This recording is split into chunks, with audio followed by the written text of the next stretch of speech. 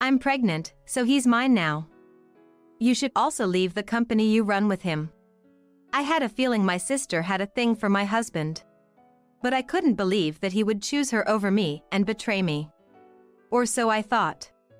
It turns out I didn't need to believe that at all. As her older sister, it seems I need to clear up her misunderstanding. Oh my dear sister, hope you're ready for the truth. Open your ears wide and keep your eyes peeled to face the truth. Welcome to the beginning of a fun and tumultuous story woven by sisters. Just kidding. My name is Kate. I made my debut with hay fever at the age of 40 last year. I used to love both spring and autumn, but now they've become wicked seasons filled with flying pollen. I've even come to hate going on a walk to see flowers. Back in my 20s, when I still loved cherry blossom, my husband Tom lost his job due to a recession. We searched for jobs together, but the economic downturn made vacancies scarce, and landing a job was difficult. So, with the mindset of if there's no company to hire us, let's create our own, Tom decided to start a business. I decided to work at the company to support him, and together with a few employees, we built it up. Thanks to our efforts, the business gradually took off, and we grew into a company with significant clients. And then, it was around that time that my younger sister, Sherry, started acting strange. It was during a year-end trip back home. "Hi, Tom." Sherry clung to my husband. I was certainly surprised, but my husband was even more shocked, looking as if a pigeon had been shot with a pea shooter. After all, until now, Sherry seemed uninterested in my husband. She didn't interact with him more than necessary, and often shut herself in her room when we visited. I thought, well, it must be awkward having a brother-in-law. And left it at that. But suddenly, she closed the distance. "What on earth is going on? Tom, I have some delicious ice cream. Let's eat it together later." Sherry wrapped her arm around my husband's. My husband looked confused, not knowing what to do. Reluctantly, I peeled my sister off my husband, to which she said, "Come on, it's a special reunion. What's wrong with us getting along? No, it wasn't like this before, right?" I couldn't help but exchange glances with my husband.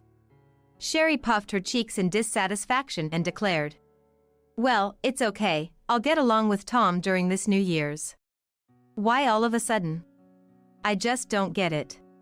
However, as Sherry declared, she stuck close to my husband, and to my surprise, he seemed pleased that his previously indifferent sister-in-law had warmed up to him. Well, it's better than having bad family relations. But as I was thinking this nonchalantly, Sherry began to make sudden visits to our house. "Sherry, you were just here last week, go back to our parents' house." Come on. It's boring being a single woman every day, and when I come here, you and Tom will entertain me, right? Saying this with a chuckle, I do care for my sister and don't mind her visiting. But coming over 2 or 3 times a week is definitely abnormal. Moreover, every time she comes to our house, she sticks close to my husband, saying, "Tom, tell me about your work." It looks like she's trying to flatter him.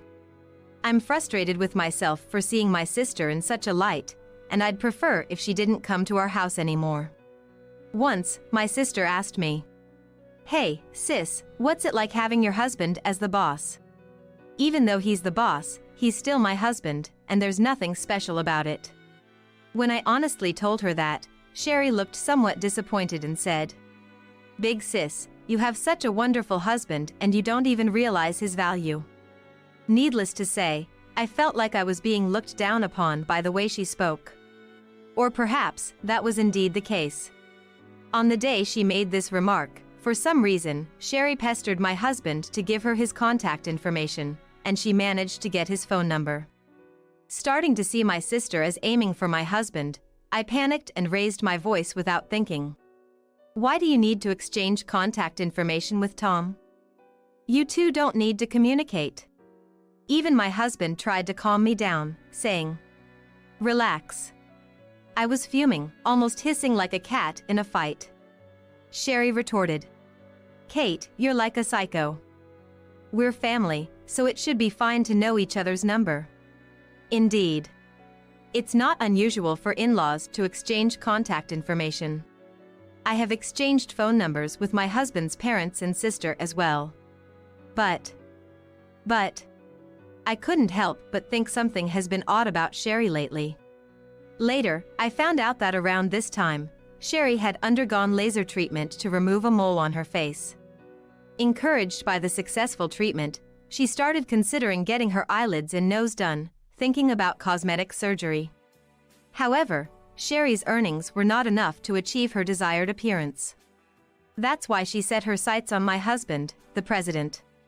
At the time, I didn't know any of this and just felt that something's odd about my sister, which seemed eerie. My husband said, "I can't just ignore your sister." Understanding his point, but it made me worry even more that maybe someday she will take my husband from me. Gradually, I started to lose confidence as a woman. Whether she knew of my anxiety or not, Sherry started showing up at the company to ambush my husband.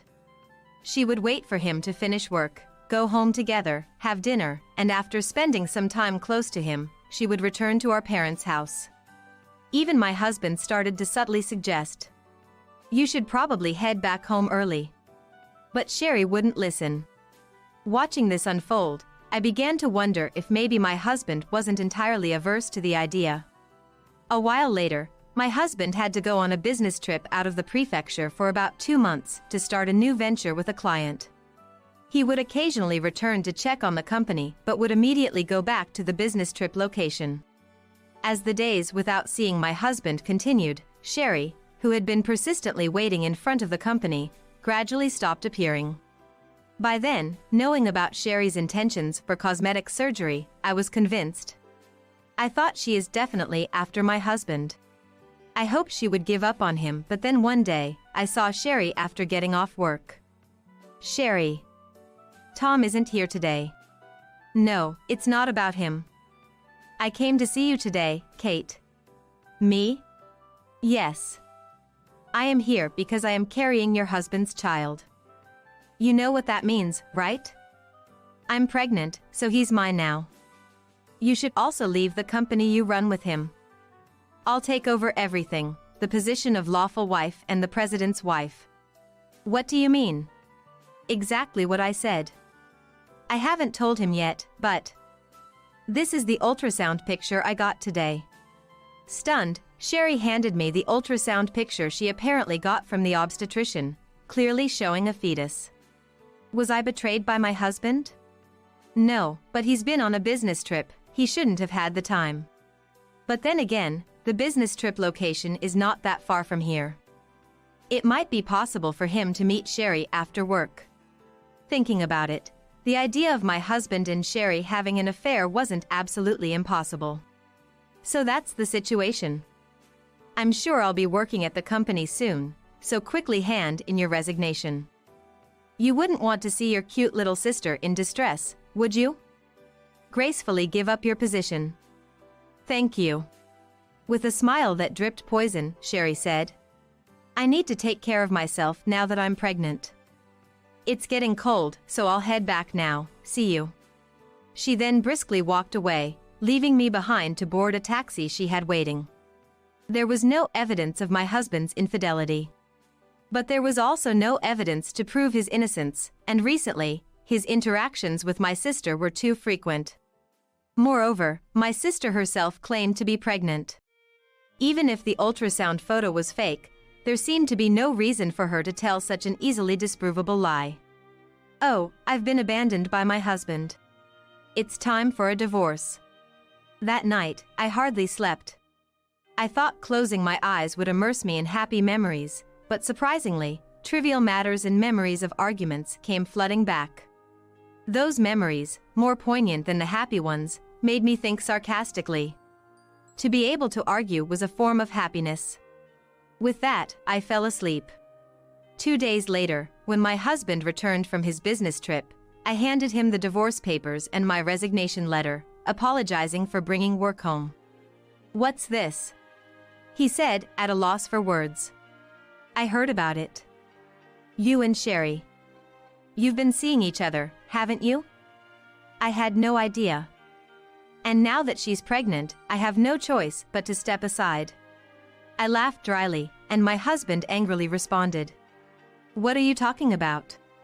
Taken aback, I asked. Huh? In confusion. Explain what you mean. He demanded, clearly infuriated. I nervously recounted what my sister had told me.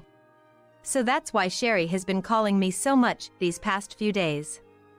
I've been mostly ignoring her calls unless it was something urgent. She probably wanted to tell me about the pregnancy. His face hardened as he spoke.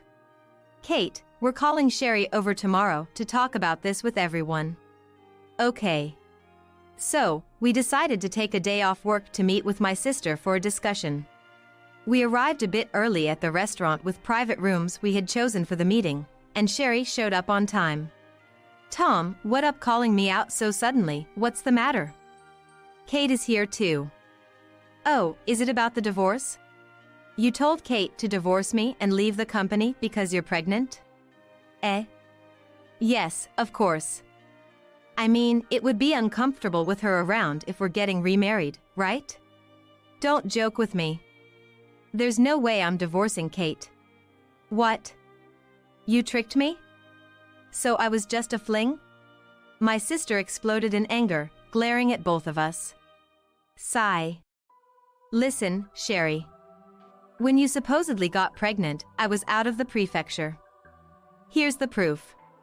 He then showed receipts from his business trip, including ones from restaurants and hotels, proving he had been living out of a hotel and attending evening receptions for nearly 2.5 months. Why? What does this mean? But we met, didn't we?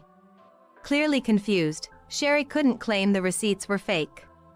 I hate to say this, Sherry. But could it be that you were meeting this guy? She stiffened as my husband silently handed her a photo. This is you, right? In the photo was a man who looked just like my husband. Or rather, exactly like him. No, look closely. There's a mole near his temple. I don't have that. He brushed his hair aside to show his temple. Sherry's face turned pale. If he's not you, then who is this person? To her question, my husband sighed deeply and began to speak reluctantly. He's my cousin. He's been disowned by our family because of his debts and goes around asking relatives for money, so he's someone to be wary of. He's caused me trouble multiple times because we look alike, even our voices are similar. I haven't seen him in almost 6 years, so I had no idea what he was up to. Never thought he'd be around here. He sighed, guessing his cousin might have come looking for a handout, knowing he ran a company. Stunned, Sherry listened as Tom asked if she had his cousin's contact information. She nodded and, with trembling hands, took out her phone to call Mike, Tom's cousin. Soon after, led by a staff member, an unsuspecting Mike arrived. Attempting to flee upon seeing Tom, Mike was forcibly caught by Tom, who shouted, "Don't run away. Is it true you got Sherry pregnant, Mike? Tell me what happened." Tom raised his voice unusually. Sherry murmured. So it really wasn't Tom. Under Tom's coercion, Mike began to recount the events. It started when Sherry, mistaking Mike for Tom while she was waiting for him, approached him. Despite feeling odd about him being in casual clothes, she thought it might just be an off day for him. It was understandable, given how similar Mike and Tom looked. Even I doubted I could distinguish Tom from Mike if they stood side by side. According to Mike, he came to ask Tom for money after hearing he had become a company president. When Sherry approached him while he was loitering near the company, being called Tom, he didn't take it in the sense of a familial relationship, but rather as if she was simply calling out to a nearby guy, thinking he was being hit on. Thus, under mutual misunderstanding, they ended up at a hotel and became intimate. Thinking she had secured a relationship with my husband, Sherry suggested they continue seeing each other. Mike, facing a certain issue, had to be cautious about her proposition and thus gave her his email address, saying, "It's better if you contact me here." This became the second trap that kept Sherry from realizing her mistake between Mike and Tom. Tom had given Sherry his phone number, while Mike gave her his email. Sherry had previously expressed a desire for Tom's email, which he had declined, saying it would be inconvenient if she contacted him without a serious reason.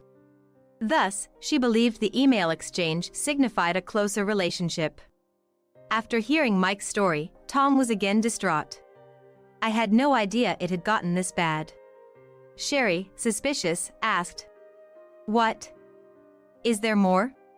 "It's a shame it wasn't Tom, but since he's family, at least he'll take responsibility for the child, right? He wouldn't dare shirk his responsibility, would he?" With Tom unable to bring himself to say it, I decided to share what Tom had told me the night before. "Listen, Sherry. Yeah. Mike is married. That's why he gave you his email. A married man doesn't have many chances to answer his phone, right?" "What? Huh?" Sherry glared at Mike, who avoided her gaze, saying, "Sorry, I thought you were just into playing around. Never realized you mistook me for Tom. I had a feeling something was off in our conversations, but I never imagined you were pregnant. So what about me? What about the baby? I'd appreciate it if you didn't have the baby." His non-committal response made Mike chuckle awkwardly, infuriating Sherry. "Don't joke around. It's your child." At her outburst, I couldn't help but interject. "Mike is a terrible man, sure, but you're no better, Sherry. You lured him in, thinking he was my husband. You probably thought getting pregnant was a stroke of luck, didn't you? And now that you've found out he's someone else, you turn to blame the man? You're equally at fault for recklessly creating a child. You have no right to blame Mike. Both of you are to blame. Don't try to use the child as a tool to earn money for yourself. Save up for your cosmetic surgery or just give up on it with the face you have." I raised my voice, forgetting we were in a public place, relieved we had chosen a private room. But I had no choice. I felt like I couldn't earn enough on my own. Sherry retorted defiantly. "If you can't earn it yourself, then just give up. No matter how beautiful you look on the outside, it means nothing if your heart is ugly." Sherry seemed about to argue back, but couldn't come up with a good response, ultimately looking down silently. Mike, sheepishly, spoke up. Sherry. What if? I mean, if you decide to have the baby, I guess I don't have to acknowledge it, right? I doubt I can pay child support, considering I owe money to quite a few places." "Unbelievable." Sherry glared at Mike, slapping him in frustration, blaming him. However, she fell silent. "Whether I have the baby or not, I don't have the money. Kate, please help me." She began to cry. In my heart, I thought about what's best for the unborn child, considering if Sherry truly changed her ways, the child could have a happy life. However, I didn't appreciate her self-centered approach. I honestly shared my feelings. If you can truly reflect and think about the child's future, whether you decide to keep it or not, then I might be willing to help. Although I resented how Sherry had behaved, the unborn child was innocent in all this. My offer was not about forgiving my sister, but about helping the child. Sherry silently agreed after I made it clear this was about the child, not her. Later, Sherry decided she wanted to keep the baby, saying she felt a love for it when she saw the ultrasound. She expressed a desire to take responsibility and raise the child. I decided to lend her the necessary funds for childbirth and initial child care expenses. Mike, however, disappeared, unable to be held accountable. Sherry faced being disowned by our parents after explaining the situation, struggling as a single mother without much education. Despite hardships, including working in unsavory jobs and enduring abuse, Sherry persevered, taking medical administrative courses and repaying the money while raising her child alone. She vowed to devote herself to her child, forsaking relationships and marriage. It's remarkable how much she has changed, focusing on providing a stable life for her child without any rumors or distractions, even studying stocks and taking on side jobs. Meanwhile, My husband and I have been blessed with 2 children, managing to balance work and family life. Our daughter has become very popular at our company, possibly eyeing a future role in public relations. Sherry's transformation and dedication to her child have been profound, offering a glimmer of hope for reconciliation and a better future for her and her child. It's a testament to the power of change and the impact of unconditional love for one's child. It sounds like you've created a warm and nurturing environment for your children, allowing them the freedom to choose their own paths, whether that includes taking over the family business or pursuing their own dreams. It's wonderful that you're supportive of their interests, even if your son's current ambition is as unique as wanting to become a flying squirrel. Children's dreams are often vivid and imaginative, reflecting their pure and boundless potential. Who knows? Maybe by the time your son grows up, there will be a place for him in the company that aligns with his interests, or perhaps he'll find a completely different path that fulfills him.